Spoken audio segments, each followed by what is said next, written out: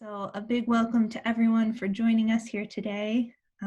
We are on week, I think I've lost count of our green quarantine learning sessions, and we are very lucky today because we have Michael with us to go over carbon pricing and dividends and do a deep dive into some very important topics that I know I myself am personally very excited to learn more about so that I can become educated as we become better climate lobbyists and activists here at home, and then once we emerge from our homes once again. So we are the Broadway Green Alliance.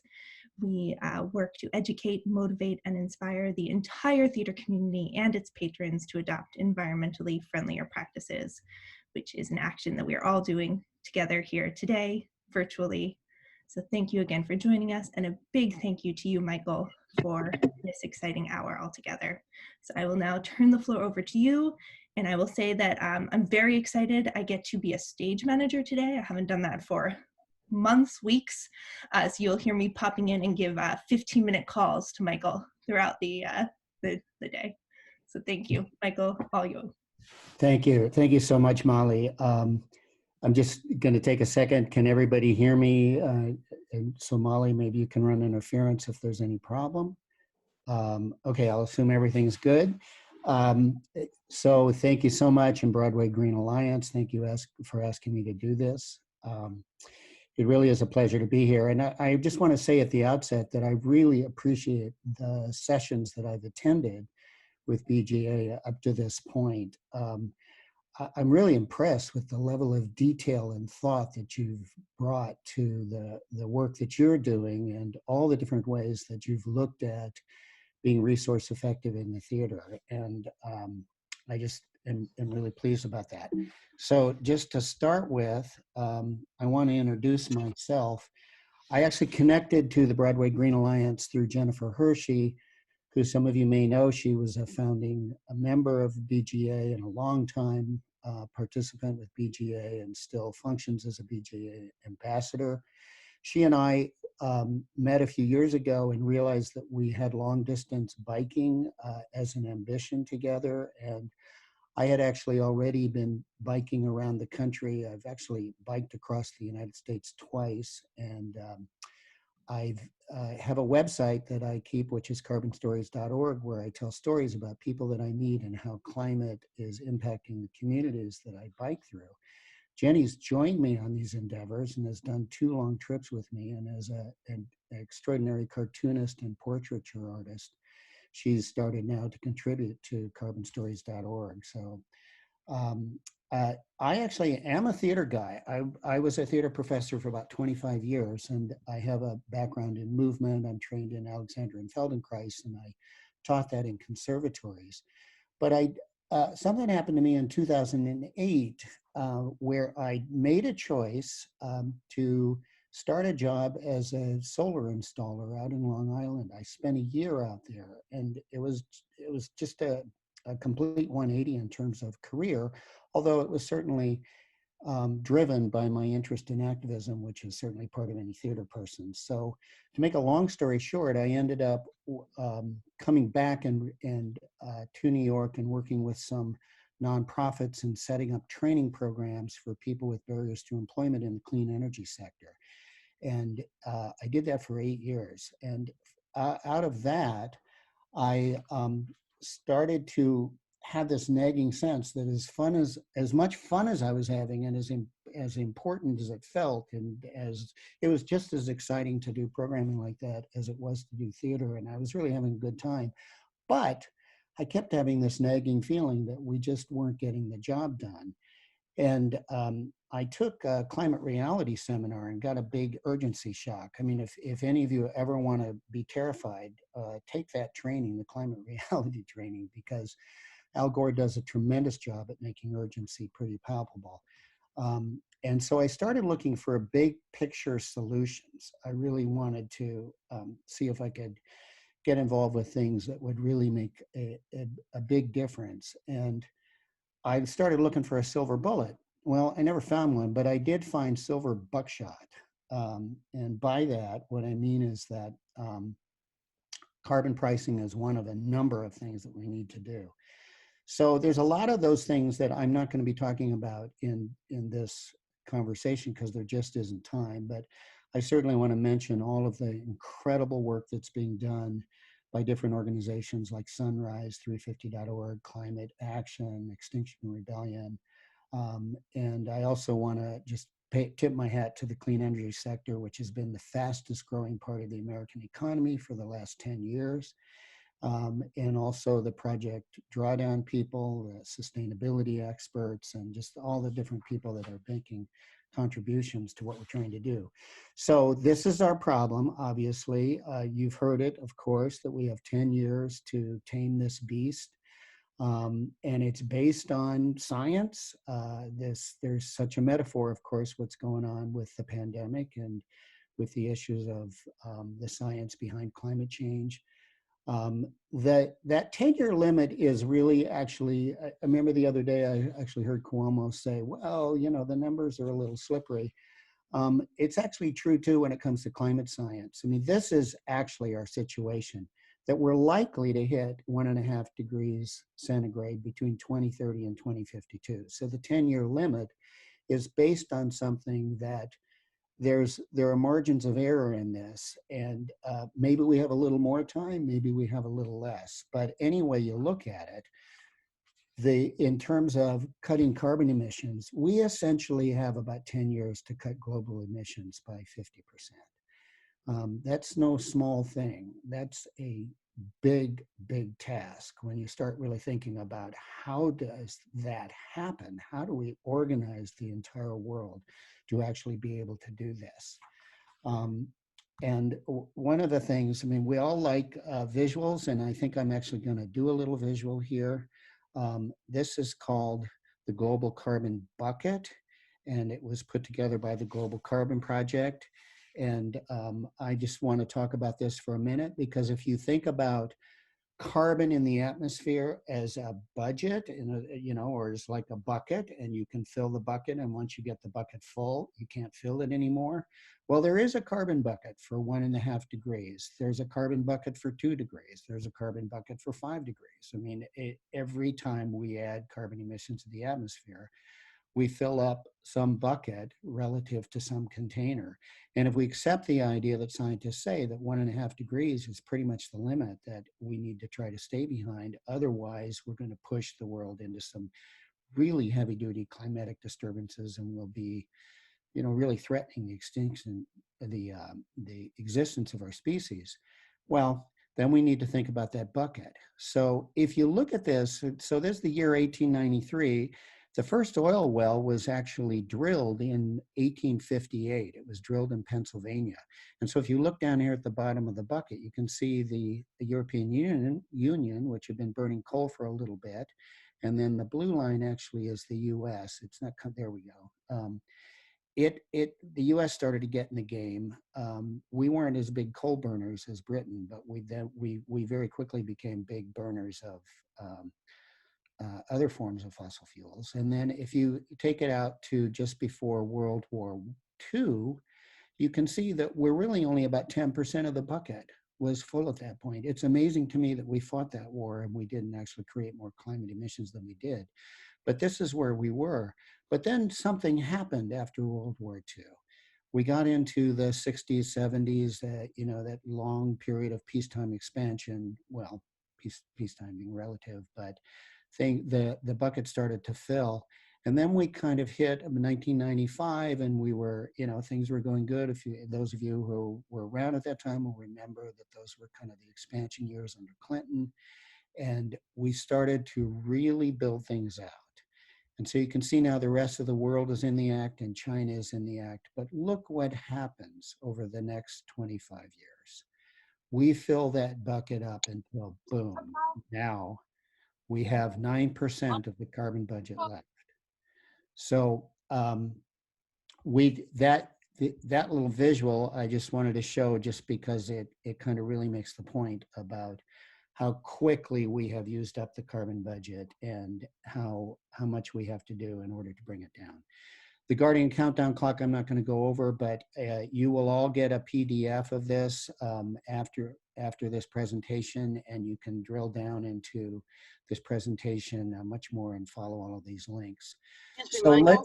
yes. Just one question. When you say 1.5 degrees, can you say what the degrees, where you're starting and what 1.5 degrees takes us to? Well, 1.5 degrees is the limit that scientists have said if we push past 1.5 degrees, we're going to be in really bad territory in terms of what happens in the climate in the future. I understand, but do we know what the actual degree is, like what it is now and what 1.5 degrees would take us to? Well, that's a question, Susan, that actually it's a literal question, and it deserves a kind of a longer answer. So, all right. So I'm just going to come back to the 6 top emitters. You can see what from this kind of where we are in 2018. I won't talk about the nuances of ups and downs, but the US actually is over time decreasing its emissions a little bit, while China's are growing massively and India's are growing massively.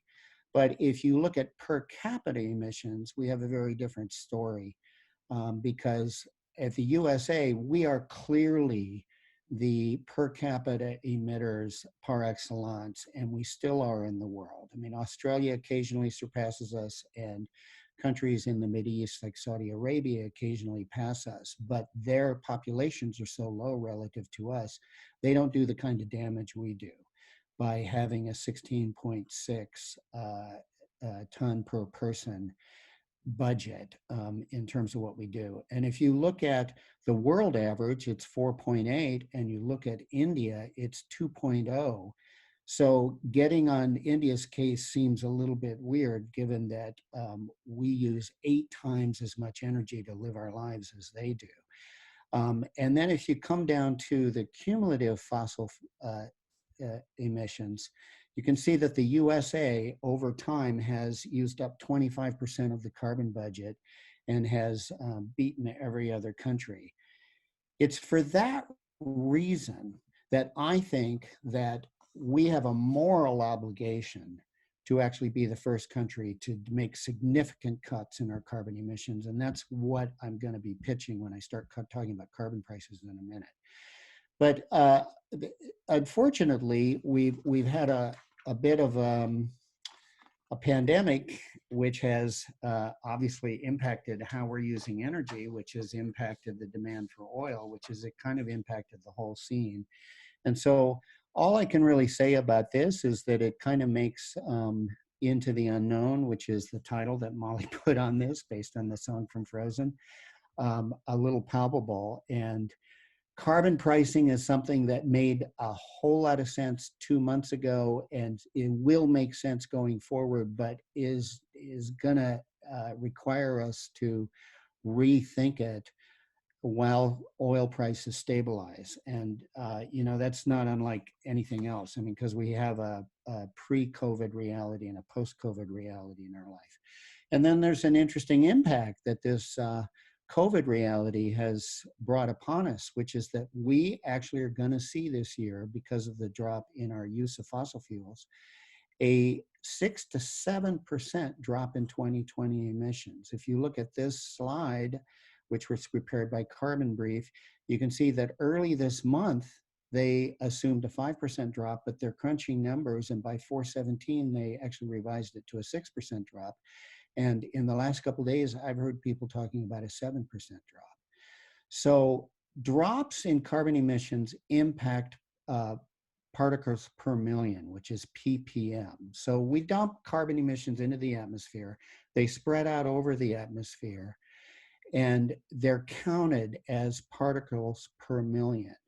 And if you look at the particles per million a year ago, on April 9th, 2019, you see there were 412.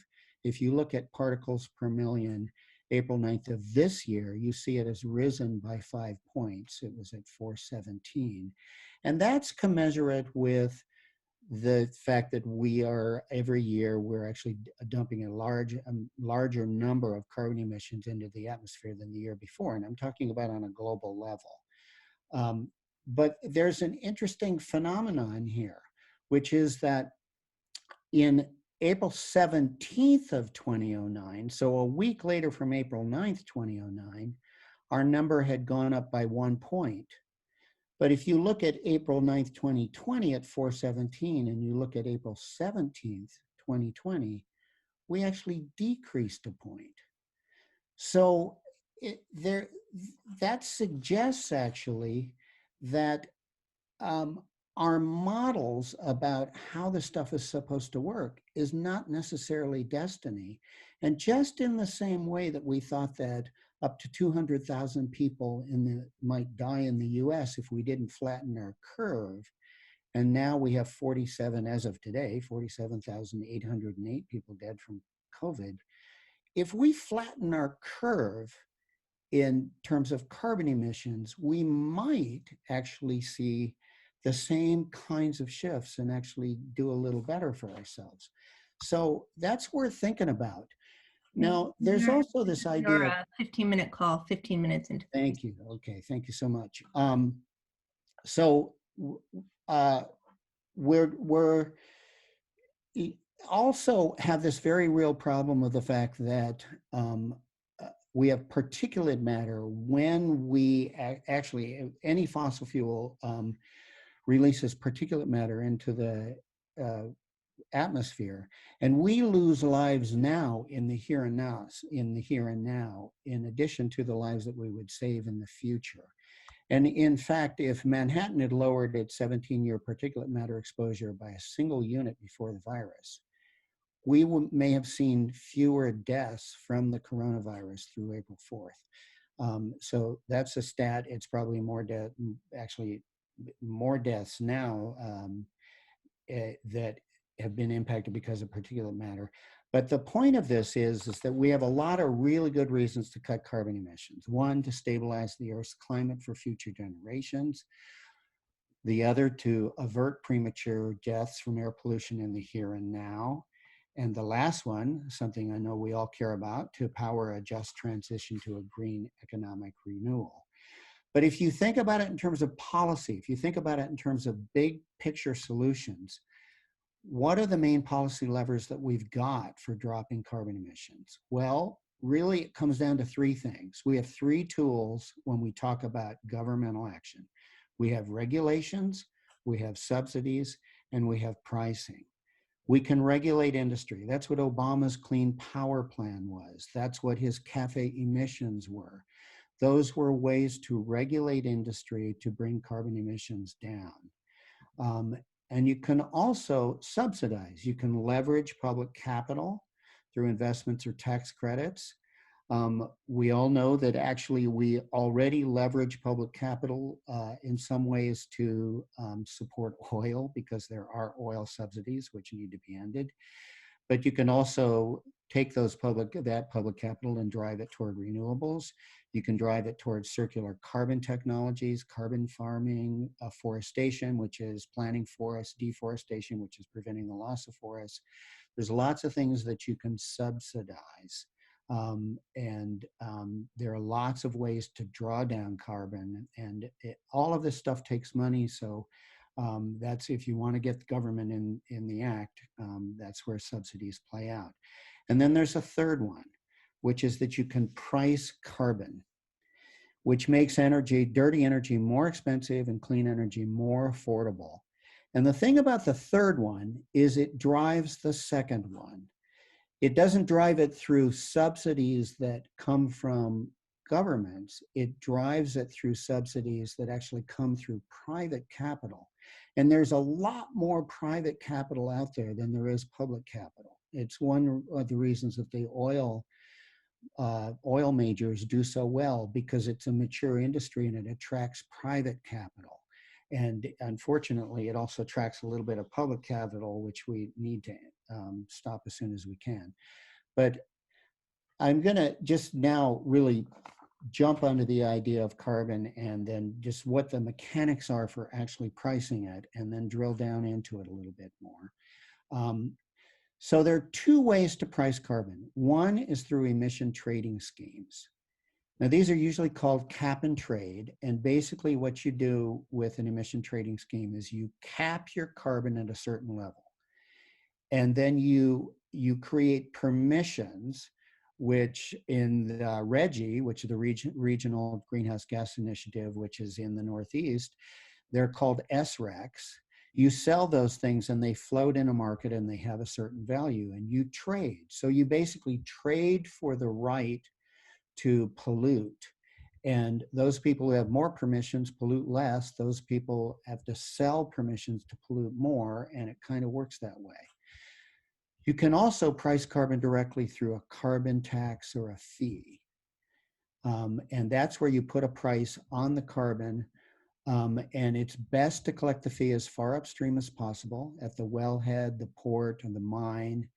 And if you get into more localized or regional carbon pricing designs, then you're looking a little further downstream. The better ones are as far upstream as possible. And either way, whether you're using an emissions trading scheme or you're pricing carbon directly, your carbon-based energy costs increase, which is what makes other forms of energy more cost competitive. That's the point.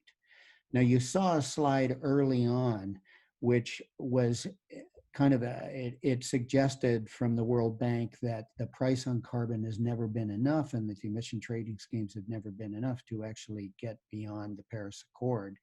And that's true. And there are other things that actually haven't actually worked up to this point as well. One of them is something that's dear to all our hearts, right? Which is consumer-focused behavior. Buying less, buying earth-friendly, cradle-to-grave projects, the circular economy. All of those things which are focused in the behavior of consumers haven't yet brought down global carbon emissions. That's not to say they aren't significant and important, but we've got to face the fact that they aren't doing the trick. Drawdown by itself, when it's not subsidized and it's not part of a kind of concerted governmental policy on a global level, and even energy efficiency programs are just simply not doing the job because the gains have been historically offset by the increases in global energy use. And I hate to say this because I know Broadway Green Alliance really loves offsets, but I think we need to face the fact that at least up to now, offset market gains have been trivial in comparison to historic rises in global emissions. But if we get a carbon price, if we make carbon more expensive over time and we drive prices of carbon up and we shift toward more renewable energy, all of these things will kick in and they will all make a bigger difference. So what are the things that we can do to try to get a carbon price? Well, these are three organizations that I regard as the most well-organized organizations in the country right now that you can join and participate in. They have active websites and they have groups of people that are involved and support them. The first being the Citizens Climate Lobby. I'm a lobbyist for Citizens Climate, and that's a bipartisan organization. You can see their goal there. The second one, interestingly enough, I'm going to guess a lot of people on this call haven't heard about it, but it's Americans for Carbon Dividends. And it has a pretty aggressive carbon reduction goal as well. And believe it or not, this is actually a Republican organization that is supporting a Republican-led initiative.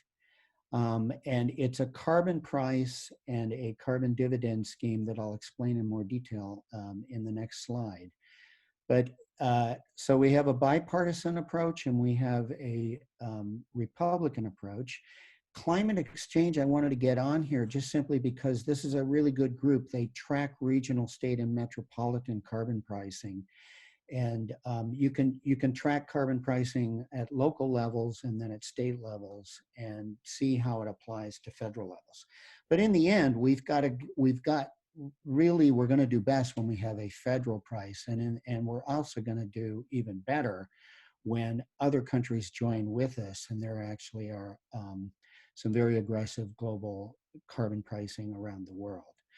So the Citizens Climate Lobby and the Americans for Carbon Dividend proposals actually have a fair amount in common because they both are fee and dividend proposals. So what do I mean by that? Well, both of them have this idea, the concept that you charge fossil fuel companies as far upstream as possible a fee that will cut U.S. carbon emissions approximately 2035, and then you want to put yourself on a trajectory for zero carbon by 2050. So that's an ambition of both. The fee that you collect gets returned directly back to American people through monthly or quarterly checks. And that's really important. I'll talk about that a little more in a minute, but that's one of the things that actually helps this to take us toward a just transition. It helps to take us toward really all the equity issues that are always involved in climate justice and environmental justice conversations. It asks for simplified regulations for business, and frankly, this is a sell to Republicans. This is a sell to people around the world that believe in markets and feel that regulations are not an effective way to get this stuff done. And so that becomes part of the policy. We can talk more about that in a minute. And then there's ways to compel other countries to do their part. There are carbon border adjustments that are part of every carbon proposal policy that is out there right now. They will compel other countries and big trading partners. And as soon as a large country actually enacts an aggressive carbon fee, other countries that trade with that country, I mean, if China could do it, the EU could do it, or America could do it, but it's going to impact trading partners. So it's going to actually force other countries to kind of catch up. So what happens with the dividend? Well, in this case, that $4,410 is what you'd actually get from the Energy Innovation and Carbon Dividend proposal, which is the Citizens Climate Lobby proposal. That's a dividend that would go back to a family of four after 10 years with the program. And the Americans for Carbon Dividend Plan would get about $3,000 in 10 years. It's just important to know that because this is a big thing that actually, believe it or not, it matters to Republicans, and it makes sense to a whole lot of Democrats. And it's something that actually is an appeal that those of us who are fighting for a price on carbon really want to make the point that done well, this can really help take us toward a just transition. I would be the first to admit that it doesn't address all aspects of social equity in any way, shape, or form, and so much more needs to be done. But there are ways to do carbon price so that it doesn't impact on low-income people. And this is how you do it. If you have the carbon fee and you're giving it back, you actually get a percentage gain of income to your lowest taxpayers, the people in the lowest decile of tax payments. And then on the highest end, people end up paying taxes. Now, why is that? Well, across the board, poor people use less carbon than rich people. Richer people fly more, they drive more, they live in bigger houses, they heat more things, they own more stuff. They naturally live in a way that tends to use more carbon. And low-income people, on average, use less. Yes, there are exceptions if you have to drive 100 miles a day to 3 jobs. I understand that. But we're talking about approximations here. So that's actually the point of a carbon dividend. So now I'm really in the meat of this, and I barreled through all of this pretty fast. Molly, actually, can you tell me where perfectly 30 minutes into the presentation. Okay, great. So now I've got about 15 minutes to really drill down on carbon pricing and with the legislative proposals that are actually already in Congress. This is something that I don't think is really understood by the American public yet. But if you look at this list, what you're going to see, this was actually is prepared by the American Friends Service Committee, and there's a link to it you see over on the upper left. And so you'll be able to drill down on this yourself later if you want to. But if you look at the first row and you look at HR 73, HR stands for the House of Representatives. If you go over to the next column in the row and you see S1128, S stands for a bill that's in the Senate. So HR is a bill that's in the House, S is a bill that's in the Senate, and that's where those bills originate. And lots of people who think about carbon pricing call 2019 the year of carbon pricing because there was one cap and trade bill that already existed, which was proposed in 2018. And all of these bills, all 7 of these bills were proposed in 2019. What's interesting about this is that the Americans for Carbon Dividends, the Republican group that I mentioned, didn't introduce a bill in 2019. And I think what their strategy was is they were waiting for Democrats to introduce all these bills. And I'll say something about the bipartisan, the Democrat only aspect on this in a minute, but the Republicans were waiting for the Democrats to introduce all these bills to make Republicans nervous so that Republicans who believe in climate change actually had a little bit of cover and they could propose their own bill and Republicans would go for it as an alternative to bills that were actually led by Democrats. Now, if you look down on the bipartisan, Democrat only bipartisan part, the thing that I want to point out, because it's an important feature of this, is that in each one of the bills that are listed as bipartisan, Francis Rooney is the sole Republican who's actually listed on those bills. Thank God for Francis Rooney. He's a representative from Florida. He obviously is concerned about sea level change, and he obviously understands the science of climate change, and he's working with Democrats to make this happen. But the truth of the matter is none of these bills, even the ones that say they're bipartisan, are bipartisan enough yet.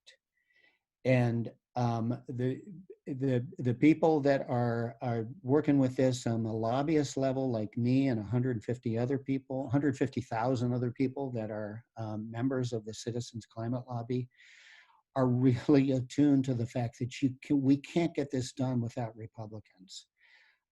That's just whether we like it or not. We're going to have to be able to work with Republicans. We're going to have to be able to listen to the things they need, and we're going to have to try to really bring them on board. But far and away, the most bipartisan bill is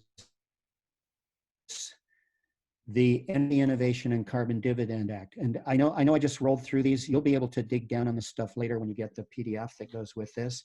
But I took this information out of that chart and I put it into these 3 bills because I think these 3 bills are the ones that are the most emblematic of how we need to think about carbon pricing in America and how we need to deal with Congress to get it done. Because the bill on the left is the EICD Act, which is Energy Innovation and Carbon Dividend Act, which is the Citizens Climate Lobby bill, is a bipartisan bill because of the participation of Representative Rooney. It has 80 co-sponsors right now in the House. So it's got 79 Democrats and 1 Republican. But that's a lot of people that are co-sponsoring it. Then if you look at the second bill, which is the Coons and Feinstein bill, that bill is purely Democratic, and I hope that I'm able to explain to you what makes it a Democratic bill as opposed to the one on the right, which is the Republican bill. I don't think I mentioned before, but the Republican bill, by the way, was inspired by Howard Baker, George Shultz, Hank Paulson, and Ted Halstead. And you all know Baker, Shultz, and Paulson because they were all in the Bush administration, and they've done a lot, in the Republican Party over the years. And these are all people who believe in climate science and are really looking for a Republican solution. So if we come down to the next level, we've bipartisan, Democrat, and Republican. I've already explained that, but let's look at the price for a minute. So in the Citizens Climate Lobby bill, you start by pricing CO2 at $15 a metric ton right at the beginning, and you increase it at $10 a year. In the Coons and Feinstein bill, the Democratic bill, it's a little more aggressive. You started at $15 a ton, but you increase it $15 a year. And if you look at the Baker-Schultz proposal, the Americans for Carbon Dividends, the Republican proposal, which isn't yet in legislative form, they're talking about starting at $40 a metric ton, but their increase is much mellower. It's 5% above inflation a year. So in a little bit, we'll look at actually where those end up over 10 years. But the point is that actually the most aggressive rate is the Democratic bill. The one that's in between is the bipartisan bill. And the one that actually is the weakest happens to be the Republican bill. There are course corrections in this, which are course corrections to the emission reduction goals, which I think are worth looking at. They're down below. The climate lobby bill is to try to get emissions at 40% below 2016 levels by 2032 and 90% by 2050. We all agree that it should be 100%, but that's where they're aiming, and they're assuming that there are other things that are going to happen that are going to help pull us to 100%. But if you look at the Coons-Feinstein one, 55% by 2030 and 100% by 2050. So it's pretty aggressive. If you look at the Baker-Schultz proposal, the American for Carbon Dividends one, they're pushing out to 50% by 2035. And their proposal doesn't look beyond 2035. And I think their idea is that if they can get Republicans on board to really make that kind of emissions reductions, things are going to change in a big way, and something else will happen between 2035 and 2050 that will get the job done. Okay, so how much time do I have left, Molly? Oh, Molly, if you 8 minutes. 8 minutes, okay. Q&A. Thank you. Okay, great. For the Q&A, right? To get to it. Correct. Okay, so I want to talk a little bit about what's taxed in all of this, and I actually am going to try to get a pointer here to be able to do it. Because this is important. When you're taxing carbon, what does that really mean? And carbon, by the way, is a generalized term, obviously, for greenhouse gas emissions. But in the Citizens Climate Lobby bill, they're looking at taxing the carbon content of fossil fuels, crude oil, natural gas, coal, and fluorinated greenhouse gas emissions. But here's an interesting thing. They're looking at exemptions for fuels used by agriculture and the armed forces. And the reason for that is because we really need farmers to get on board with this. And if farmers are having to put fuel into their combine and we're taxing that fuel, that really hits, bites into their profit levels, and it makes it really impossible for them. And it's one of the reasons why carbon pricing gets resisted out there in or rural areas. And then the armed forces, that's just kind of a simple one. Taxpayers pay for the armed forces. So if we're actually taxing carbon and then we're requiring the armed forces to pay for the cost of that tax, then we're in a sense taxing ourselves. And so eliminating the armed forces makes sense, assuming that, of course, that it gets us to the emission reductions that we need. And then it rebates facilities that capture and sequester carbon dioxide. So that's very important because you want to reward innovations for the oil sector if they can figure out how to capture and sequester the carbon dioxide that of the product that they're creating, then that makes their product more energy efficient. And that's palatable to Republicans, because Republicans will often say, look, it's not oil and gas that are the problem, it's emissions that are the problem. So let's solve the problems of emission. That's a common Republican talking point. If you look at the Democratic one here, the Coons-Feinstein, it's fossil fuels, including coal, petroleum products, natural gas, fluorinated GHGs. And then there's a refund in there also for sequestering carbon emissions, but there's nothing in there for agriculture. There's nothing in there for the armed services. The Baker-Schultz proposal is kind of loose. It's not in legislative form yet, and their language is basically an economy-wide fee on CO2 emissions. So we would have to wait till they actually got that into legislative form in order to be able to understand exactly what they mean. Then the revenue here. So the Citizens Climate Lobby bill creates a carbon dividend trust, which means that if you've got a Social Security number or an ITIN number, you receive a monthly dividend, and every child in the United States under 19, assuming that the adult has a valid SSN number, is going to receive a half share. And now here's the Democratic bill, which it is Democratic in some ways just simply because it has, where the Democrats differ from the Republicans is in how to use the revenue. So 70% is actually part of a rebate for low and middle income families. There's nothing in there for high income earners, which will make Republicans complain, but it makes total sense in terms of equity. There's 20% for infrastructure, 5% for energy innovation and R&D, and 5% for transition assistance, and also for helping workers in fossil fuel intensive industries, independent communities make adjustments. In the case of the Republican one, everything goes back to the American people on an equal and quarterly basis. Okay, I'm just gonna really quickly, I won't talk too much about the carbon border fee adjustments.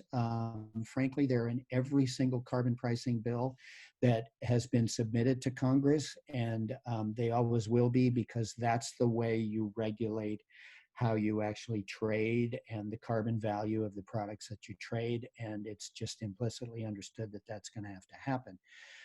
But if you look at regulation, that's a whole trickier thing. So in the bipartisan bill, the Citizens Climate Lobby bill is going to actually back off on regulating greenhouse gas emissions vis-a-vis the EPA for a 10-year period. But if the emissions goals aren't met, then they can regulate.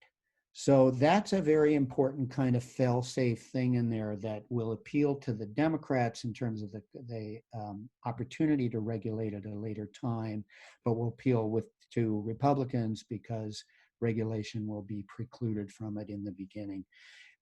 In the Democratic bill, there's no restrictions on regulations. You can regulate, which is kind of in keeping with Democratic philosophy.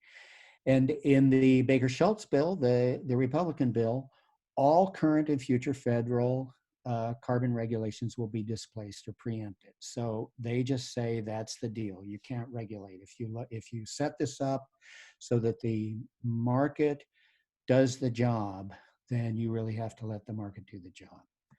Okay, just real quickly. This is from the Resources for the Future, and this shows what the carbon prices per metric ton, how they grow over time. The green bar here is the Democratic bill, the Coons-Feinstein bill. The black bar is the Energy Innovation and Carbon Dividend Act, which is the Citizens Climate Lobby bill. So you can see these two have the steepest rate. These other ones are the other bills that I didn't talk about, and you're welcome to go back and to look at those, and you can certainly look at this calculator in more depth. But what I do want to do is actually go into, I have to get my pointer to do it. Here we go. I'm going to go into this calculator because this is Resources for the Future. This is actually a carbon pricing calculator that they have put together. And I want to just show the audience here something about this. So this is the US carbon emissions. If you look at 2020, right now we are emitting, this is an average for this year, which is going to be slightly dropped, but 5.212 billion metric tons of energy. And you'll see that under business as usual, it does gradually decrease, because as we go from crude, particularly as heating oil, and we go into mixes of natural gas, and we get better and better at energy efficiency, we are bringing our carbon levels down. but we're not bringing them anywhere near down as far as we have to go. If we need to cut 50% in 10 years, we certainly aren't doing it if we go from like 5.1 down to 4.83. So business as usual is just simply not going to make it. But if we put in the Democratic bill here, Coons Feinstein, and we put in the Energy Innovation and Carbon Dividend Act, which is the Citizens Climate Lobby legislation in here, and we look at where this might take us. And obviously this is based on models, and you can quibble with the models, but everything's based on models, including everything we know about climate change and everything we know about COVID, actually. So this is the world we live in. So we've got to trust the data and refine the data over time. But if you look at business as usual, we're at 4.83 billion metric tons by 2035. But if we enacted carbon pricing for the Energy Innovation and Carbon Dividend Act, we could get ourselves down to 2.29 billion metric tons.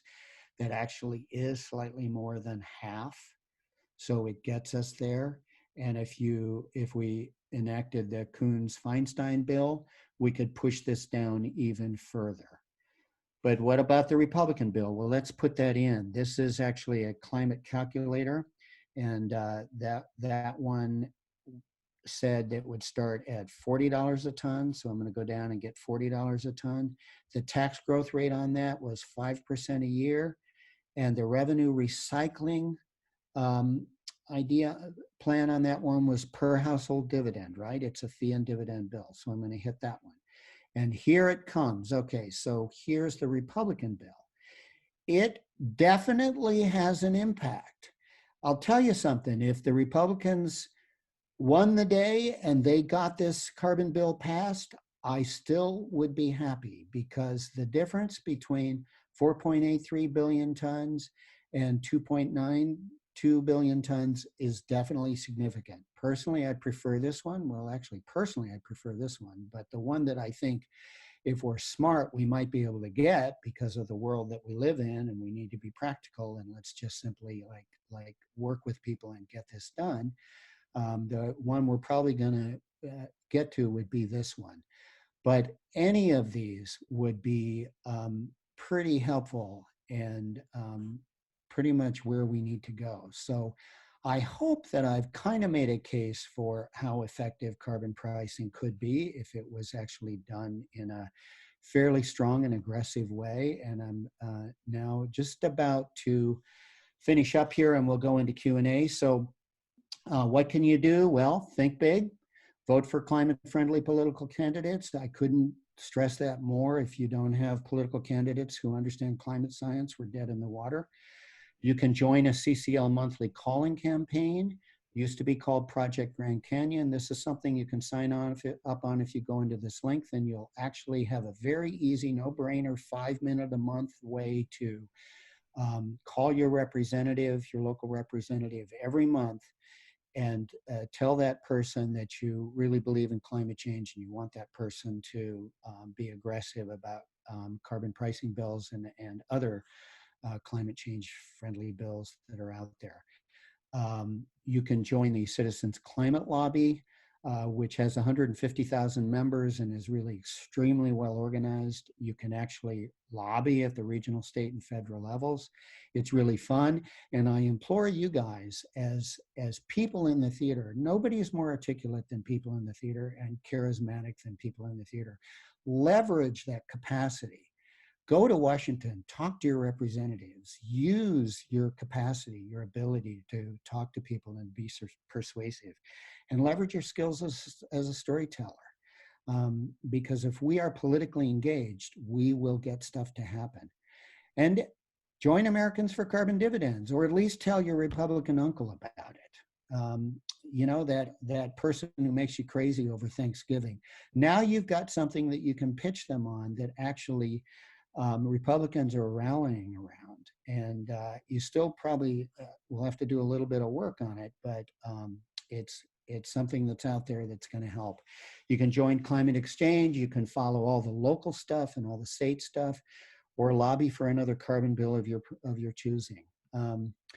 You can also join this, and actually this link is what Molly put into the chat box at the beginning.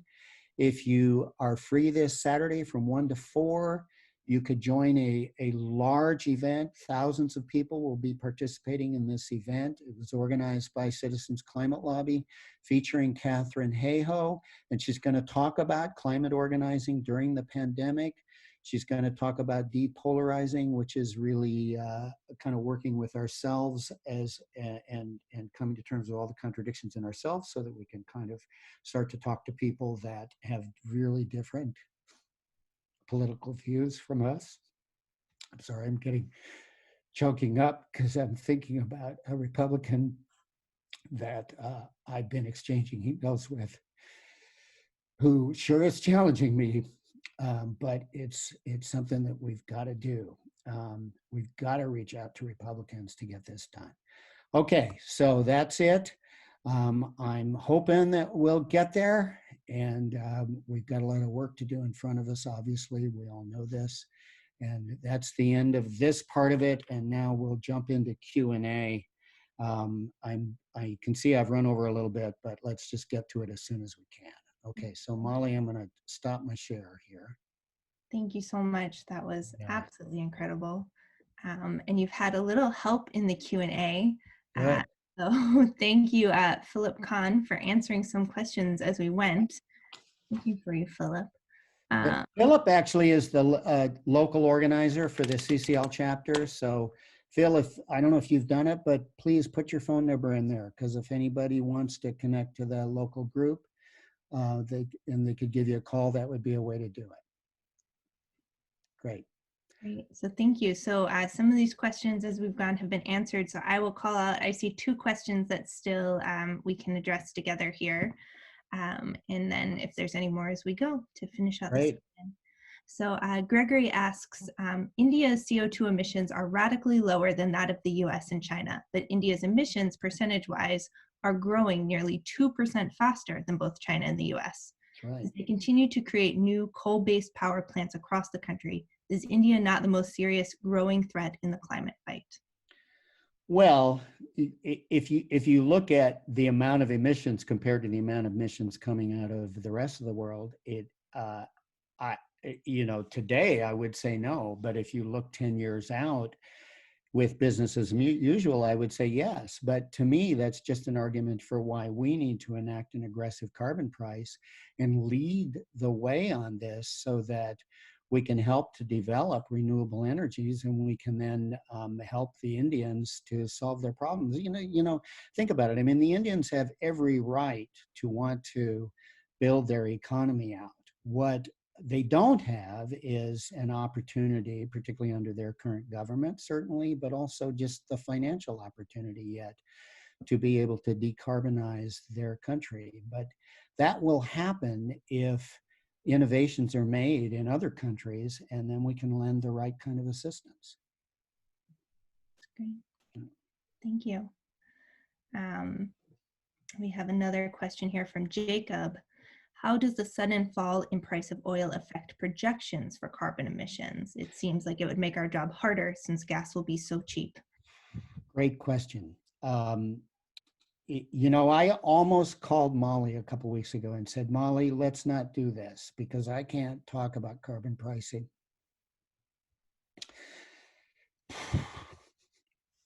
Because it really is unknown. I mean, the fall in oil prices just is going to set all this back. That's the truth of the matter.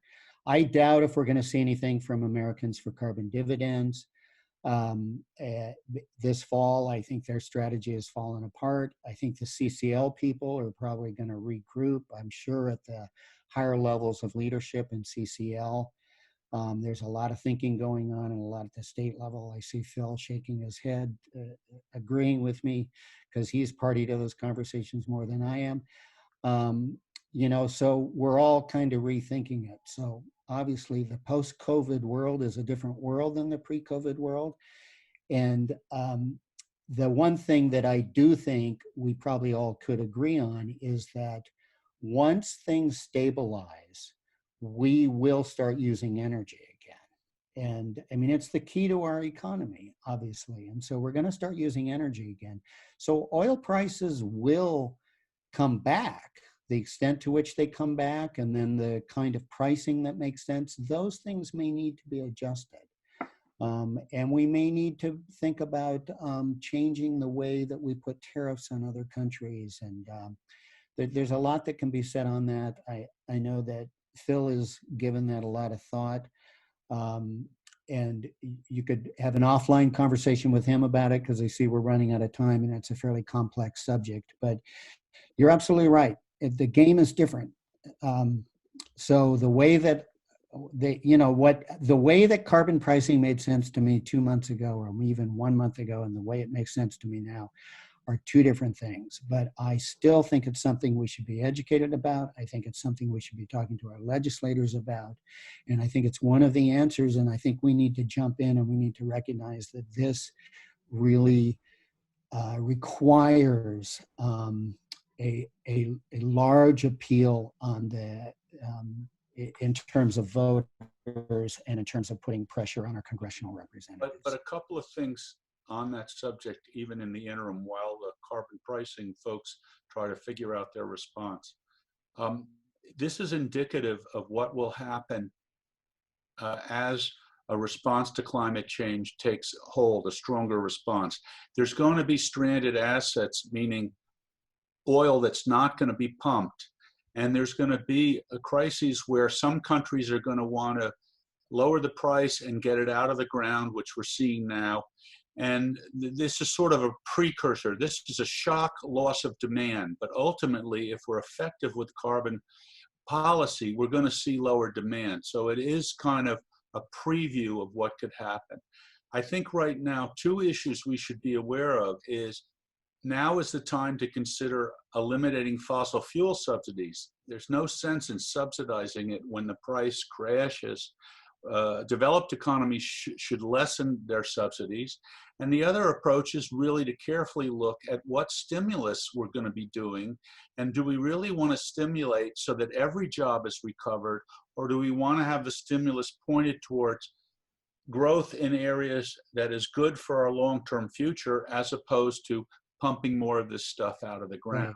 Right. And that's a very difficult issue, but we can all express to our Congress people, et cetera, that we would like to have stimulus that is good for the climate, instead of just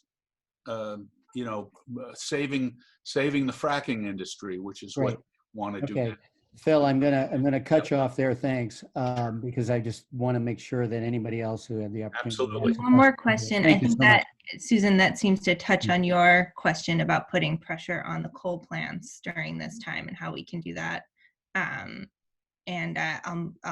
move to Ciara. Ciara, I hope you're pronouncing that correctly. Your question, are there any examples of these carbon pricing measures being adopted at the organizational level? For example, programs to lower admission rates for using public transit. So are there examples of this being done anywhere? Yeah, actually, there's Washington, D.C. Enacted a carbon pricing proposal not too long ago. And other cities have done it at the state level, certainly in New York with the Climate and Protection Act, and Oregon just passed a carbon pricing bill that, it's a climate bill. It's more than carbon pricing, but it's pretty aggressive. So yes, indeed, there are. So I hope that answers your question. I'm not sure that is there more detail to your question, something more specific that you wanted to ask? Sarah, if you want to unmute, if there's any clarification you want there. Otherwise, I will move on to Charlie. Great. No, thanks. That's great. All right. And we'll end with Charlie. I see your hand raised. One final question to wrap us up here. Great. It's actually more of a thank you to Michael for talking about this.